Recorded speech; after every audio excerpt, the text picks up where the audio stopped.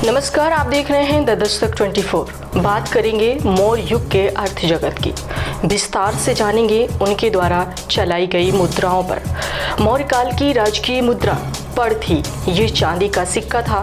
इसका भार 3/4 तोले के बराबर था। इसके ऊपर सूर्य, चंद्र, पीपल, मयूर, बैल, सर्प आदि के चित्र खुदे होते थे। इन्हें आहत सिक्के भी कहा जाता है। आइए देखते हैं ये रिपोर्ट। भारत की सबसे पहली मुद्रा पंचमार्क सिक्का थी।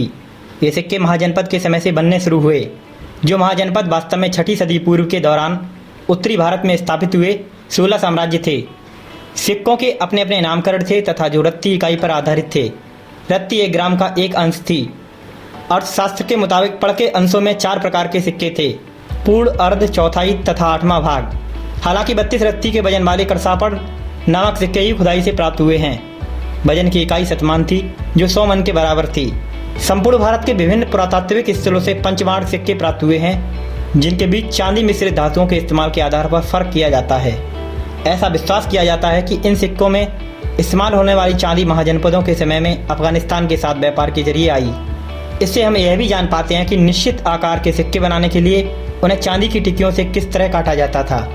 इसके बाद अतिरिक्त धातु को हटाया जाता था ताकि एक निश्चित वजन के मानक सिक्के प्राप्त हो सकें। स्वाभाविक रूप से सिक्का निर्माता सिक्के को आसानी से अलग मौद्रिक मात्रा के लिए प्रतिष्ठित करना चाहते थे और प्रतीकों तथा चित्रों वाले सिक्कों के विचार ने अपना आकार लेना शुरू किया।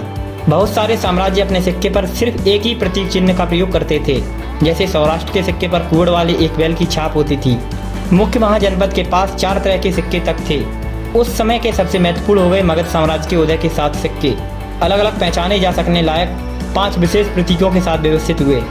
मगध काल के 400 से और 200 ईसा पूर्व के बीच यूनानियों ने सिक्कों पर राष्ट्रीय प्रतीक की तरह एक चित्र को प्रस्तुत किया ताकि सिक्कों को राज्य की शक्ति के साथ जोड़ा जा सके। जैसे ही राजा और शासक सिक्कों पर अवतरित होने लगे, वैसे ही सिक्कों का इतिहास बेहद उत्साहजनक हो गया, क्योंकि अब उन सिक्कों के जरिए उस युग और शासक दोनों को पहचाना जा सकता था। मुद्रा शास्त्रियों ने इन सिक्कों को पंचमार्क सिक्कों की राज की श्रृंखला का नाम दिया है। मौर्य काल के दौरान पंचमार्क सिक्कों में उन सिक्कों की भरमार हो गई जिस पर विभिन्न तरह की छाप थी, लेकिन चक्र की छाप, तीर, धनुष, सूर्य, 6 सशक्त चक्र तथा अन्य ज्यामितीय चित्र सबसे लोकप्रिय थे। उनकी एक तरफ पंच के साथ चांदी का टुकड़ा होता था और दूसरी तरफ आपस में एक दूसरे को पार करती रेखाएं तथा लाइन के अंत में चक्र वाले उज्जैन प्रतीक होते थे। इन सिक्कों का इस्तेमाल देश भर में होता था। सम्राट अशोक का साम्राज्य विस्तार उपमहाद्वीप के आर पार अफगानिस्तान तथा बलूचिस्तान से होते हुए दक्षिण में उड़ीसा तक था। आर्थिक दृष्टि से मौर्य काल को बहुमुखी प्रगति का युग कह सकते हैं। इस काल में न केवल कृषि उत्पादन में वृद्धि हुई, बल्कि उद्योग, पशुपालन, व्यवसाय, खनिज उत्खनन एवं व्यापार में भी अतीव प्रगति हुई। लोहे के अधिक उपयोग के कारण तकनीकी आधार मिला।